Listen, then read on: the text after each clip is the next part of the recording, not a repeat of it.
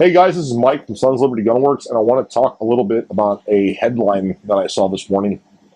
And it's Biden to reportedly grant longtime wish to gun control activists with creation of gun violence prevention office. Okay, this is something I've been talking about for years, and I believe that this is the beginning of the largest assault on gun rights. I think in our lifetime, okay, or in history.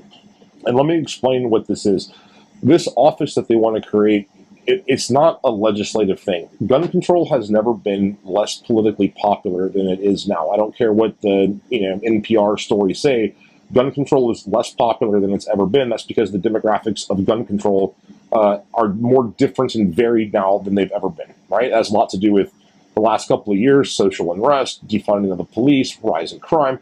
A lot of people have gone out and bought guns. Okay. And nobody's super enthusiastic about voting for gun control. Because they can't get anything done legislatively, what they're doing is they're going to circumvent the Constitution by way of commerce. This office is basically going to use influence and leverage over private industry, and that is where you're going to see truly restrictive shit happening when it comes to the 2A.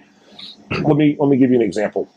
So let's say that this government office, they get funding for a study, and the study reveals that every gun recovered in a crime scene at some point had been transported by UPS or FedEx, which is true, right?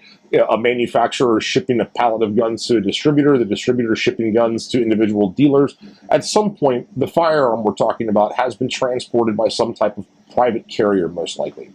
So let's say this office, with their government-funded study, shows that the transport of guns is contributing to gun violence. Well, what kind of leverage are they going to use over some of these, delivery companies to try to discourage them or thwart them from delivering guns? This is a very real thing. And if you don't believe this can happen, then I would seriously wonder where the hell you've been for the last 3 years. If you look at what recommendations from the CDC can do to private industry, and what those recommendations were.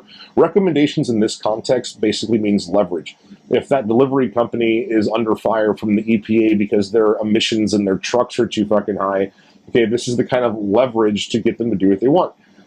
And if we're talking about it realistically, guys, the truth is that if like UPS or FedEx were to look at their total revenue, billions of dollars, I would imagine that less than 0.1% comes from gun deliveries. It's not a huge deal for them to cut that out. But what does that mean to the consumer? It means that it's going to be very hard for your local brick and mortar stores to get supplied with firearms.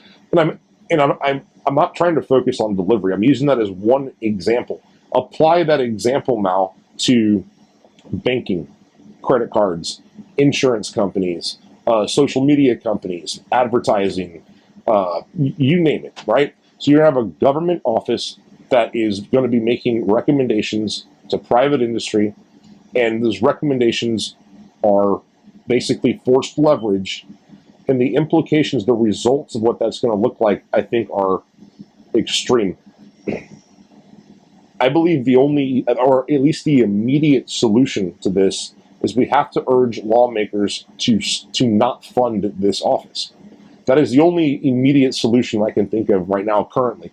I'm hoping capitalism takes over and other industry stands up that is going to be more friendly to this kind of stuff. But this is the direction that we're going. It's something I've been talking about for years.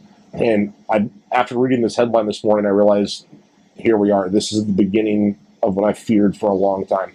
All right, guys. Hey, take it easy and stay vigilant.